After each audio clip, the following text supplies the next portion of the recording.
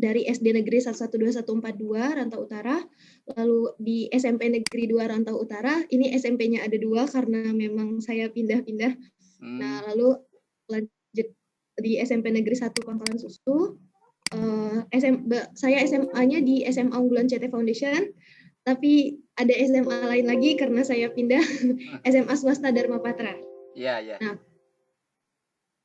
lalu kalau pengalaman organisasi, kalau sekarang saya berada di kelompok studi geografi Universitas Negeri Jakarta. Untuk pengalaman mengajar, mungkin ini memang semua pengalaman mengajarnya di bidang Olimpiade ya Pak. Alhamdulillah.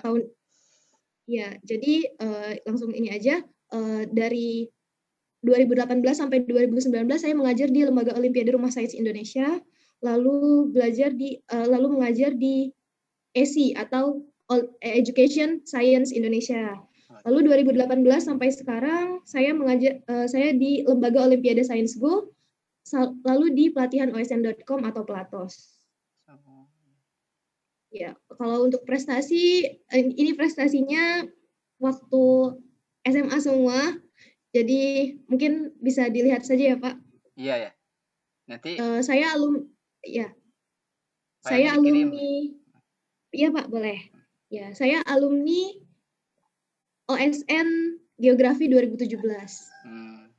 Pekanbaru Riau. Mungkin seperti itu aja ya Pak perkenalan singkatnya. Iya, bagus Bu, cukup Bu. Bagus Bu. Ya Pak, terima kasih. Ini langsung dimulai saja atau bagaimana ya Pak? Boleh, kalau memang sudah sesuai waktu kita tepat waktu aja, sudah 15.46 ini. Silakan Bu, langsung aja Bu, karena memang sudah waktunya. Peserta aja udah tahu, karena kita kasihan yang Indonesia bagian timur sudah beda 2 jam nih. Ya. Silakan aja Bu, langsung aja dimulai aja Bu, monggo Bu. Iya, izin share screen ya Pak. Monggo. Jadi materi hari ini adalah tenaga pembentuk muka bumi. Jadi lebih banyak belajar geologi ya Pak hari ini. Iya. Nah, semoga waktunya cukup, jadi semua materi bisa disampaikan. Siap.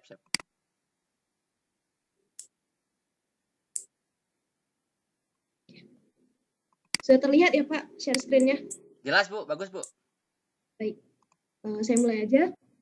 Jadi kalau kita belajar tentang tenaga pembentuk muka bumi, kita belajar tenaga endogen dan eksogen.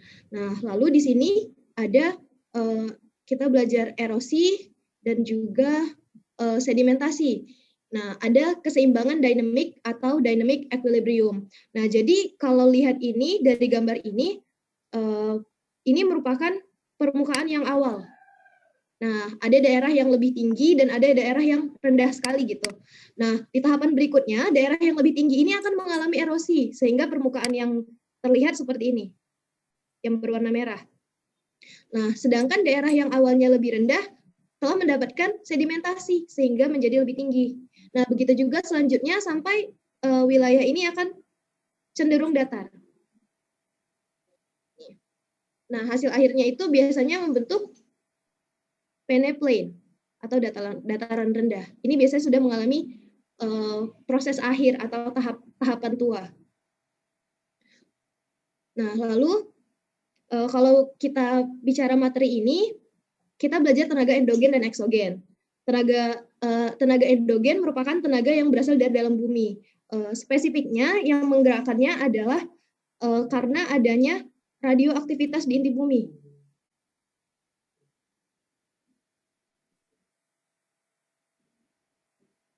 Nah, adanya radioaktivitas di inti bumi ini akan menggerakkan arus konveksi di mantel. Nah, sehingga nanti akan menghasilkan tektonisme, vulkanisme, dan seisme. Tektonisme merupakan tentang pergerakan lempeng, vulkanisme yang berhubungan dengan gunung api, dan seisme yang berhubungan dengan kegempaan. Lalu, mohon izin sebentar ya Pak, saya belum record. Ya. Lalu, proses yang terjadi di permukaan atau eksogen, gaya yang menggerakkannya sebenarnya adalah karena adanya matahari. Nah, matahari inilah yang membuat pelapukan, pengikisan, pemindahan bahan atau transportasi, serta pengendapan terjadi. Untuk lebih detailnya akan dijelaskan nanti.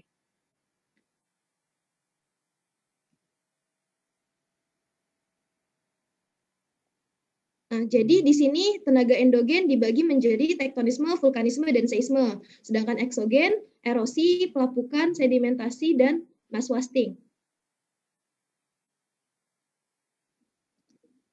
Lanjut. Nah, ini mungkin bagi adik-adik sekarang, ini adalah materi yang sudah dipelajari ya dari SMP dan SMA, karena memang ini kita hanya mengulang basic saja.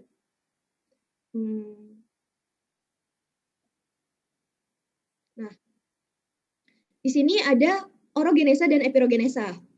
Orogenesa dan kita belajar tektonisme, yaitu tenaga yang bekerja dari dalam bumi dengan arah vertikal maupun lateral atau horizontal yang mengakibatkan adanya dislokasi atau perubahan lokasi atau letak lapisan batuan yang membentuk permukaan bumi. Nah, ini dibagi menjadi epirogenesa dan orogenesa. Nah, epirogenesa dan orogenesa ini saling dibandingkan keduanya, sehingga didapatkan bahwa orogenesa ini relatif luas dan juga gerakannya lambat, sedangkan orogenesa ini sempit dan cepat. Nah, epirogenesa atau epirogenetik positif atau negatif gitu ya. Nah, sebenarnya yang jadi perbandingan atau sebenarnya yang bergerak adalah daratnya. Laut hanyalah seolah-olah. Nah, kalau kita bilang epirogenetik positif, berarti yang bergerak adalah darat. Daratnya kenapa? Daratnya turun. Laut seolah-olah naik gitu. Nah, sedangkan kalau epirogenetik atau epirogenesa negatif, daratnya mengalami pengangkatan atau kenaikan, sehingga lautnya terlihat surut. Lanjut orogenesa, yaitu tenaga geologi yang bekerja di areal yang relatif sempit dengan kecepatan yang relatif cepat. Nah, ini dibagi menjadi lipatan, patahan, dan juga retakan. Nah, kalau misalnya ini adik-adik boleh, adik-adik atau Bapak Ibu sekalian boleh interaktif jika ada yang ingin ditanyakan, bisa langsung aja gitu. Tanpa menunggu sesi akhir, soalnya nanti bisa lupa atau bagaimana. Nah, jadi di sini lipatan. Lipatan dibagi menjadi dua, yaitu sinklinal atau sinclin dan anticlin. Nah, semua itu ternyata bukan dilihat dari bentukan fisiknya, tapi dari perlapisan batuannya. Nah, kalau misal yang kiri, ini adalah anticlin. Walaupun bentuknya datar, kita sebut anticlin karena perlapisannya ini. Perlapisannya membentuk puncak atau kubah. Nah, ini yang sering tricky, karena biasanya kita melihatnya anticlin, ya udah bentuknya berarti kubah atau dom. Padahal kalau kita lihat perlapisannya, belum tentu yang bentuknya kubah itu perlapisannya adalah anticlin. Oke. Nah, yang kedua adalah sinclin, perlapisannya di ke bawah nih, seperti ini, membentuk lembah. Nah, ini juga sama. Jadi walaupun bentukannya lembah nanti, tapi belum tentu perlapisannya itu sinclin. Bisa aja nanti jadinya lembah anticlin. Nah, ini juga yang sebelah kiri dan sebelah kanan, mungkin kalau adik-adik ngelihatnya yang kiri itu anticlin, yang kanan itu sinclin gitu ya. Nah, padahal dua-dua ini sama-sama anticlin ya, karena kita melihat dari segi perlapisan batuannya. Perlapisan batuannya membentuk kubah atau ke atas. Nah, yang ini juga sama, hanya saja dia sudah mengalami erosi, sehingga yang kita lihat penampakannya adalah lembah. Nah, untuk yang seperti ini kita sebut lembah anticlin atau anticlinal valley.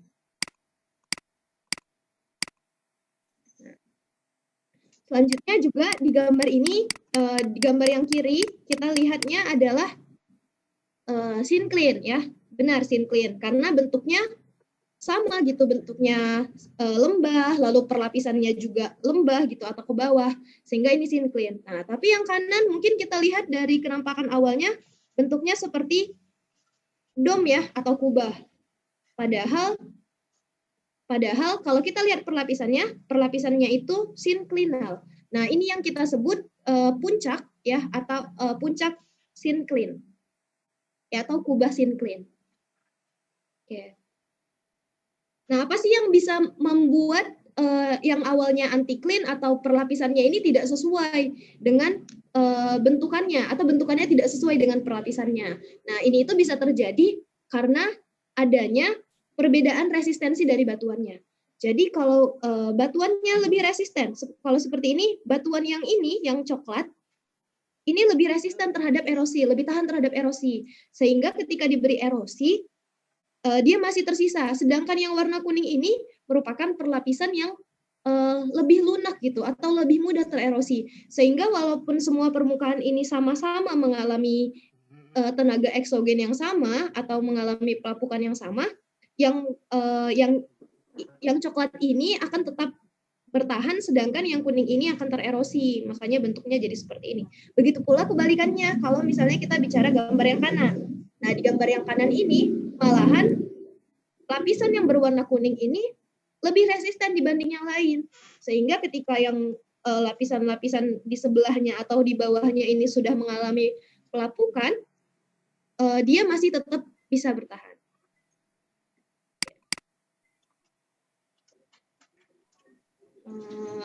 Lanjut. Nah, lalu ini ada jenis-jenis lipatan. Sebenarnya kalau jenis-jenis lipatan ini hanya ini ya, bukan materi yang bakalan jadi materi yang susah dan masuk di olimpiade sering gitu. Tapi at least adik-adik ini harus tahu ini ya, walaupun ini sebenarnya ada ya di buku sekolah gitu dan gampang cari referensinya. Nah, di sini dibagi jenis-jenis lipatan yang di sini itu dibagi berdasarkan simetris, berdasarkan sumbu simetrisnya. Nah, yang pertama lapisan tegak atau simetris ya. Kalau kita bagi, dia akan membentuk kanan dan kiri sama besar atau sama bentuk.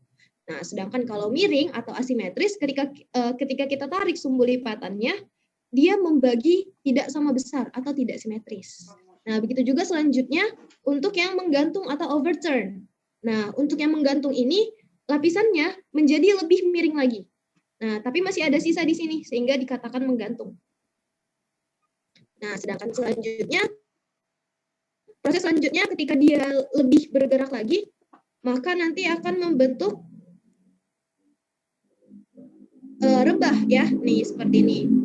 Nah, tapi adik-adik kalau dikasih gambar ilustrasi seperti ini, ketika nanti browsing-browsing di internet, jangan cari gambar yang ilustrasi atau ini ya, animasi seperti ini ya, karena biasanya aslinya di lapangan atau di foto itu akan berbeda ya, membutuhkan analisis atau kita harus perhatiin benar-benar gitu, baru kita tahu untuk mengklasifikasikannya. Nah, ini juga sama, ini yang simetris, ini yang asimetris, ini yang overturn, ini yang recumbent. Nah, ini kalau aslinya. Ya, kalau menurut saya sih di lapangan bakalan sulit untuk menemukan yang benar-benar simetris ya. Nah, lalu tadi kan ada sinklinorium dan antiklinorium. Sekarang ada lagi nih. Tadi kan sinklin, antiklin. Sekarang sinklinorium, antiklinorium. Kalau kita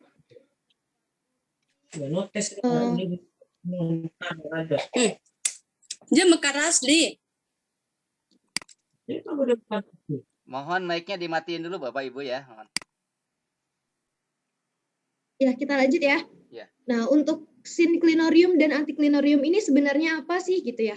Kalau kita perhatiin dari gambarnya, yang sinklinorium ini perlapisannya secara dominan adalah sinklin. Ya, bentuknya juga lembah gitu. Tapi di dalam sinklin ini terdapat beberapa lapisan lagi, terdapat beberapa lipatan lagi. Ya, jadi lipatan-lipatan ini membentuk sinklin. Nah, ini yang disebut dengan sinklinorium. Begitu juga dengan si antiklinorium. Secara dominan atau secara major, kita lihat bentuknya lapisannya antiklin gitu. Tapi di dalam antiklin ini juga terdapat lipatan-lipatan lain gitu yang lebih kecil. Ada sinklin dan antiklin lagi di dalamnya. Nah, kita lanjut ya. Masuk ke patahan atau sesar atau nama bahasa Inggrisnya fault. Nah, jadi kulit bumi yang bersifat padat mengalami retak atau patah saat terjadinya orogenesa. Pada patahan, massa batuan mengalami pergeseran atau dislokasi, ya. Nah, pergeseran inilah yang membuat pergeseran inilah yang menghasilkan patahan.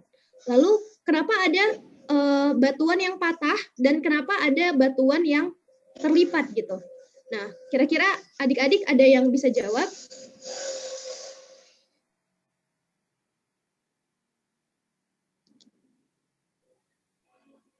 kenapa ada batuan yang terlipat, kenapa ada batuan yang langsung patah gitu. Saya izin menjawab, Kak. Ya, silahkan. Ya. Perlu perkenalan diri? Nggak usah. Silahkan, boleh. Oh iya. Sebutkan namanya, Pak. Oh iya, saya Egede Tantram Nanda Saputra dari SMA N1 Kuta Selatan, Bali. Bali ya. Menurut saya, kenapa bisa terjadi patahan ataupun hanya sesar itu dikarenakan dari faktor lapisan kandungan lapisan batuan yang ada di permukaan itu sendiri, apakah dia padat ataupun cenderung lemah begitu. Itu yang saya tahu. Sekian, terima kasih. Ya, ya benar sekali ya. Siapa tadi namanya? Saya Tantram, Kak. Oh, Tantram dari Bali ya. Nah, ya jadi benar ya. Ini itu berdasarkan kandungan batuannya salah satunya ya.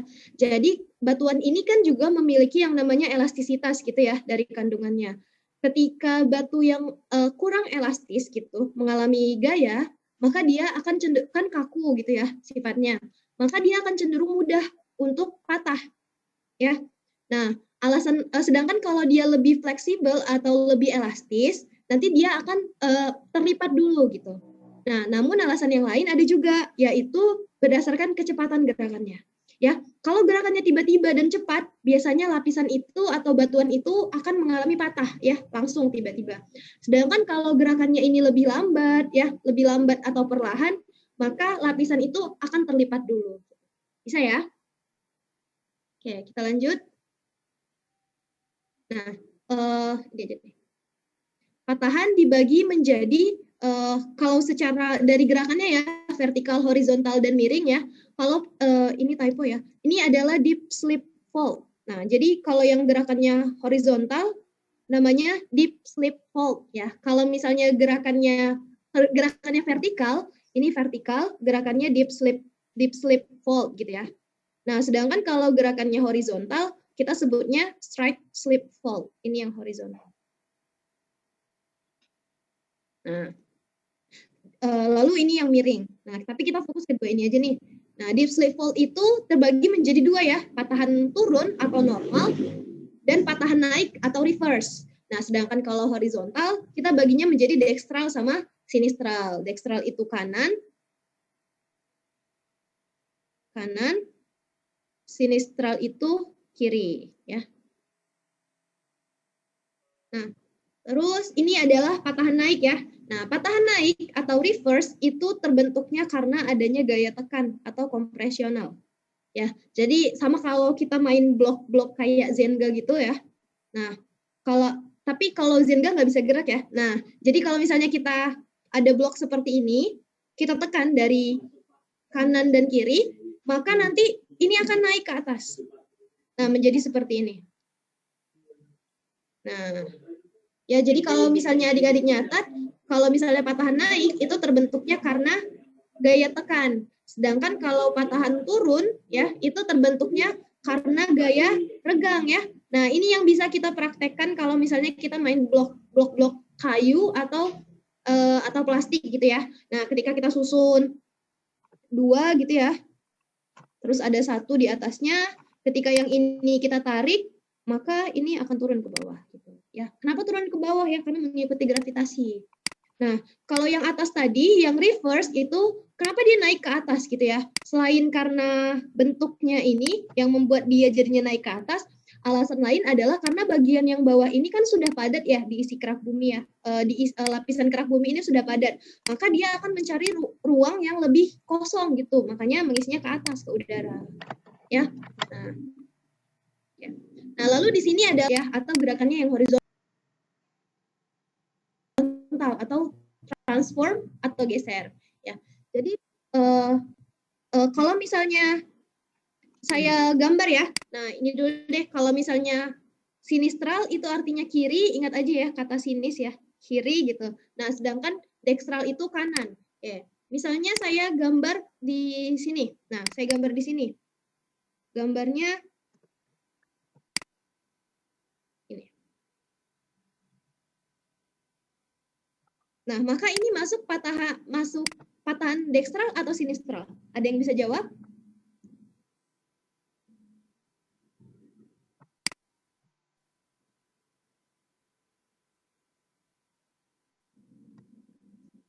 ini yang saya gambar masuk ke dekstral atau kanan atau sinistral kiri. Dekstral. Oke, dekstral. Oke, alasannya kenapa dekstral? Duh, gangguan nih laptopnya.